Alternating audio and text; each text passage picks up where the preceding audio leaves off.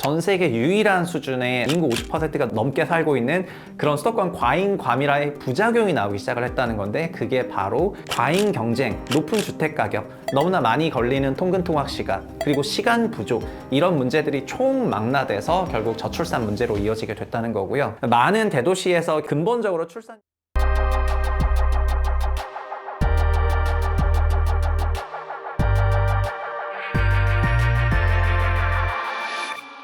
안녕하세요. 최상욱의 부동산 심부름센터의 본사광 최상욱입니다. 최근 국민의힘에서는 GTX 2기를 발표를 했습니다. 1기 GTX는 ABC 노선이 있고 2기는 DEF 노선이 있는데, 해당 GTX 노선을 건설하게 되면은 멀리서는 춘천에서부터 그리고 경기 남부는 평택까지 연결하는 정말 상당한 광역 노선이 건설이 되게 됩니다. 최근 정부와 여당에서는 이제 수도권을 더 대형화시키는 그런 여러 가지 정책들을 펼치고 있는데요. 김포의 서울 편입이 작년에 있었다가 또 무마됐었다가 최근 다시 화두가 되는 등, 제가 생각했을 때는 전체적으로 우리나라 수도권을 더 거대화시키는 그런 정책들을 지금 정부와 여당이 하고 있는 것 같습니다. 잘 아시겠지만 한국의 수도권 거대화를 반대하고 국토 균형 발전을 하겠다는 그런 생각으로 참여정부 시절에 세종시로 행정수도를 옮기는 그런 법이 만들어졌었는데, 당시에 한국이 성문헌법의 시대인데도 불구하고 관습헌법을 예로 들면서 세종 천도가 어렵게 됐고 이제 일단락됐던 그런 경험이 있습니다. 이렇듯 지금도 우리나라는 수도권을 더 대형화시켜야 된다, 그리고 아니다, 분산 발전을 해야 된다, 이런 여러 가지 주장들이 있는데요. 도시와 관련해서 어떤 주장들이 어떤 이론의 배경을 하고 있고, 그리고 현재 우리 한국은 어떤 방향으로 가야 되는지에 대해서 조금 말씀드려 보도록 하겠습니다.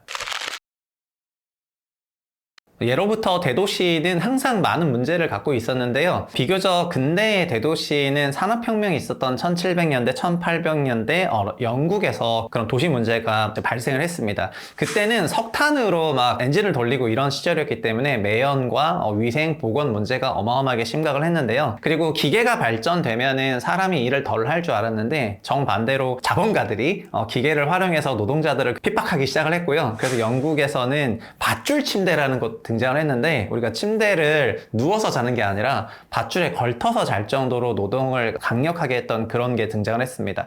노동력이 부족하다 보니까 어린아이들도 노동에 투입이 되기 시작을 했고, 그래서 영국의 이런 어린이 사망률, 그리고 위생이 너무 안 좋았기 때문에 사람들이 너무 많이 몰려 살면서 상수도라던가 이런 보건 위생에 문제가 있으면서 전염병이 창궐을 했고, 그래서 영유아 사망률이 거의 50% 넘어가는 그런 지옥 같은 상황이었습니다. 그래서 당시에 그 도시 문제라는 거는 지금으로서는 좀 생각하기 어려운 위생과 보건 문제가 도시 문제의 코어였고요. 그래서 이런 문제를 해결하기 위해서 에베니저 하워드라고 하는 도시학자가 등장을 하고, 그의 솔루션은 간단히 말씀드리면은 한 군데 너무 몰려 살지 말고 인구 25만 명 정도 되는 작은 동심형으로 되어 있는 도시를 만들자. 가운데는 센트럴 에어리아라고 해서 중심 상업지에 제조시설과 업무시설을 넣어서 5만 8천 명 정도 살게 하고, 외곽에는 6개의 약 3만 2천 명 정도가 거주하는 외곽 타운을 건설을 하고, 그리고 사이사이에는 농장도 있고 제조시설도 있고 등등, 이렇게 현대 도시 계획의 근간을 만드는 그런 도시 구조를 계획을 했습니다. 그럼 25만 명 넘으면 어떻게 되냐? 그럼 하나 더 짓자. 옆에 지어가지고 어느 정도 거리를 떨어지게 하고, 그렇게 25만 명 도시끼리 여러 개 연담화를 하게 되면은 그러면 도시가 괜찮을 것 같다, 이렇게 제안을 하게 됩니다. 그 당시 에베니저 하워드의 그 전원도시론의 코어는 결국은 뭐냐면은, 대도시로 다 몰려가면은 위생과 보건 문제가 더 심각해지기 때문에 되도록이면 용도지역으로 다 나누고 적정한 수가 배치되도록 하면 좋겠다라는 그런 생각이었고요. 그의 생각대로 영국 몇 개 도시들이 실제로 디자인 됐습니다. 그러나 그의 그 전원도시 이론은 1898년에 만들어져서 1900년대 초반에 전 세계로 퍼져나가기 시작하는데, 근데 안타깝게도 1900년대에는 전 세계가 알고 있는 대형 사건들이 펼쳐지게 되고요. 이것이 이후의 도시 문제를 완전히 근본적으로 바꿔놓게 됩니다. 바로 뭐냐면 1차, 2차 세계대전이었습니다.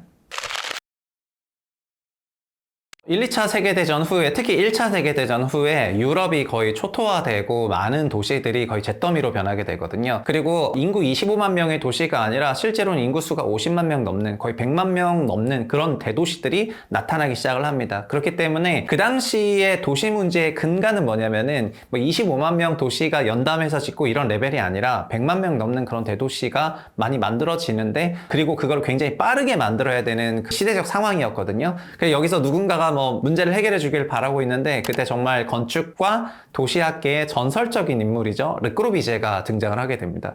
르꼬르비제는 건축 전공하신 분들은 다들 다 들어보셨을 거고, 그의 건축과 도시학 이런 건 정말 너무 유명했기 때문에 그가 유명한 건축가라고 다들 알고 계시겠지만, 그는 현대 도시학에서도 거의 한 획을 그은 정말 현대 도시의 아버지 같은 인물입니다. 르꼬르비제는 1922년에 빛나는 도시라는 아이디어를 발표를 하는데, 그 도시의 컨셉은 뭐냐면은 인구 300만 명이 거주할 수 있다는 거였습니다. 그러니까 100만 명 넘을 수 있어? 뭐 이러고 있는데, 그게 아니고 나는 딱 그 설계를 갖고 왔는데 여기 인구 300만 명 거주할 수 있어. 그러려면 어떻게 해야 되냐면은 직교형으로 구성된 광폭의 자동차용 도로교통 체제를 통해 가지고 300만 명급 도시들을 다 연결하고, 그리고 직교형의 그 블럭 사이사이에는 초고층 건축물들을 짓는 겁니다. 그리고 교외 외곽지에 농촌이라든가 전원주택이라든가 이런 걸 짓게 되면은 300만 명을 수용할 수 있는 그런 도시 디자인이 된다고 했고요. 이 생각이 전후 재건을 바라는 유럽에 광범위하게 퍼지기 시작을 하고, 또 르꼬르비제는 건축 사상가로도 너무 유명했는데, 그는 이런 여러 가지 건축물들은 결국 기능을 중요하게 반영해야 된다 생각을 하거든요. 그래서 그는 기능주의라는 이름으로 불리는데, 집조차도 그냥 집이라는 게 뭐냐, 사람이 살아가야 되는 그런 공간이고, 그래서 집은 사람이 살아가야 되는 그런 기계다, 이런 용어를 하면서 기능주의적 건축물을 굉장히 발전시키게 됩니다. 그러니까 장식이나 뭐 화려한 수사나 이런 게 필요한 게 아니라 정말 깔끔하게 떨어지는 그런 용도가 근현대적인 그런 도시들에 잘 맞아떨어져 가지고 꼬르비제식 현대도시가 이제 전 세계적으로 퍼져나가게 되는 거죠. 한국도 60년대 말에 강남을 박정희 시절에 개발을 하게 되는데, 현재 강남에 가보면 영동대로라고 하는 정말 어마어마한 광폭대로가 있는데, 이 도로는 걸어서 지나가기는 좀 힘들거든요. 그래서 휴먼 스케일이라고 부르지 않고 이런 거는 자동차 스케일의 도로가 되는 건데, 현재 강남을 포함해서 1기 신도시 지역 그리고 2기 신도시 지역까지 뭐 송도나 이런 데까지 가보시면은 도로가 정말 쫙쫙 뻗어 있는데 도로폭이 너무 넓잖아요. 그래서 걸어가기가 좀 불편한데, 이런 것들이 결국 1900년대에 기초하고 있는 현대 도시의 이론을 말 그대로 요즘에도 반영을 하고 있는 이제 그런 모습이라고 할 수 있을 것 같고, 그의 생각이 정말 전 세계로 뻗어나가게 됩니다. 그러나 그 현대 도시 이론은 1970년에 미국에서 좌절하고 마는데요. 바로 어떤 이벤트가 있었기 때문이에요. 르꼬르비제로부터 수학을 한 미노루 야마사키라는 일본 건축가가 있는데, 그가 미국에 진출을 하게 됩니다. 1970년대 미국에 진출을 하고, 그리고 샌프란시스코 옆에, 지금 어떻게 보면은 과거 대치동 음아파트 처음 지어졌을 때랑 뷰가 굉장히 비슷한데, 온통 저층 주택들이 있는 그 사이에 정말 중고층 10층 넘는 그런 중고층의 약 2800세대급 아파트 단지를 건설을 하게 됩니다. 왜냐면 꼬르비지의 빛나는 도시는 중고층으로 이어져 있거든요. 그래서 그의 사상을 그대로 수용을 해서 아파트를 짓게 되죠. 미국에는 아파트가 거의 없었는데, 그래서 매우 이질적인 그런 단지가 건설이 되는데, 심지어 당시에는 흑인이랑 백인을 같이 살게 만들려는 그런 소셜 믹스 아이디어를 공간에서 구획을 하게 되거든요. 요구되는 기능은 뭐냐면 흑인, 백인이 친하게 살고, 그리고 많은 사람들을 몰려서 살게 하고, 그런 것들을 도시 맥락에 상관하지 않고 짓는 모더니즘 건축, 꼬르비제 스타일로 짓게 됩니다. 이 단지 이름이 프루이트 이고우라는 단지인데요. 그러나 처음에 지을 때는 굉장히 좋았던 단지인데, 시간이 지나면서 1972년이 되니까 이 프루이트 이고우 단지에는 백인들은 전부 나가서 교외에 단독주택 지어서 살아버리고, 일부만 남고 건물 전체가 공실이 너무나 심해지다 보니까요, 이게 범죄의 온상 지역이 되게 됩니다. 그래서 샌프란시스코에서는 이 프루이트 이고우 단지를 72년부터 76년까지 철거를 하게 되는데, 철거할 때 전체 방송에서 생중계를 하게 되고요. 그래서 나름 준공된 지 뭐 10년 차밖에 안 된 그런 새 아파트였는데 그게 다 철거가 돼요. 그래서 그 영상을 바라보고 있던 많은 미국인들이 드디어 이 프로이트 2구 단지의 철거로 인해서 미국 건축이나 도시학계에서는 획일주의라는 그런 모더니즘 시대가 끝났고, 소위 포스트 모던의 시대가 왔다. 포스트 모던은 다원주의라고 해서 여러 가지 생각들을 다 수용할 수 있는 그런 사회를 말하는 건데요. 그래서 포스트 모던 시대가 왔다, 이렇게 얘기를 하게 되고, 도시 설계에서도 이거를 반영을 하게 됩니다. 그래서 종전의 모더니즘 건축은, 소위 꼬르비제 스타일 건축은 토지를, 우리는 친숙한데 용도 지역제, 용도 용적제, 이렇게 딱 상업용지, 준주거용지, 주거용지 정확하게 구분을 하고, 해당 도시 용지마다 용적률 얼마로 배치를 하고, 어느 지역 어떻게 배치하고, 토지 이용 계획도가 명확히 세팅된 그런 도시를 우린 지금도 잘 쓰고 있는데, 70년대 그 사건 이후에 외국에서 미국에서는 용도 용적제가 도시는 다양한 용도의 건축물을 담아야 되기 때문에 말 그대로 여러 가지 용도의 건축물들을 지을 수 있도록 약간 열어주게 되죠. 포스트 모던의 그 아이디어를 계승을 하게 됩니다. 그리고 이런 주장을 그때 가장 열심히 했던 사람은 제인 제이콥스라고 하는, 이분은 도시나 건축을 전공하신 분은 아니고 그냥 언론인이었는데 미국 대도시 중에서 죽어가는 대도시가 있고 또 살아가는 대도시가 있어서 좀 봤더니 죽어가는 대도시들은 공통점이 있더라. 그냥 단일 계층이 그 도시를 사용을 하고, 그러다 보니까 뭐 예를 들면 백인이라고 하면은 백인만 사용하는 도시를 만들어 놨더니 그들이 사용하지 않는 시간대는 도시가 죽고, 그래서 자연스럽게 공실과 슬럼화가 되고 도시 기능이 떨어지고 그러면서 도시가 쇠퇴하더라.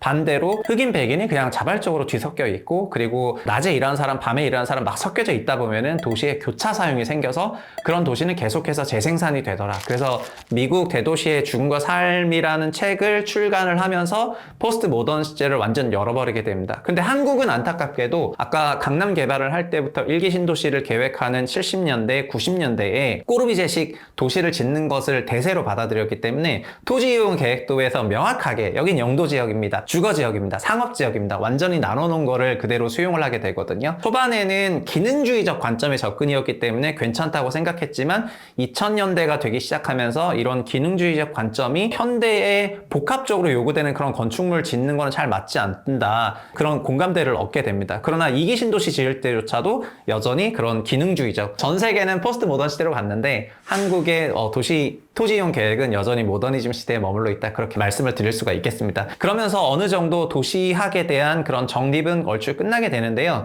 1980년대 이후부터는 소위 준 태평성대가 열리게 되고, 그때부터는 더 큰 대도시들이 만들어지기 시작을 합니다. 인구 1000만 명을 넘는 대도시들이 만들어지기 시작을 하면서 이런 대도시들을 찬양하는 사람들만 등장을 하거든요. 그리고 오늘의 주제가 될 텐데, 너무나 거대해진 그런 대도시들에 대한 그런 시각이 두 개로 나뉘게 되는데요. 오늘 주제가 여기서부터 관통이 되는 것 같습니다. 이제 그 얘기를 해볼게요.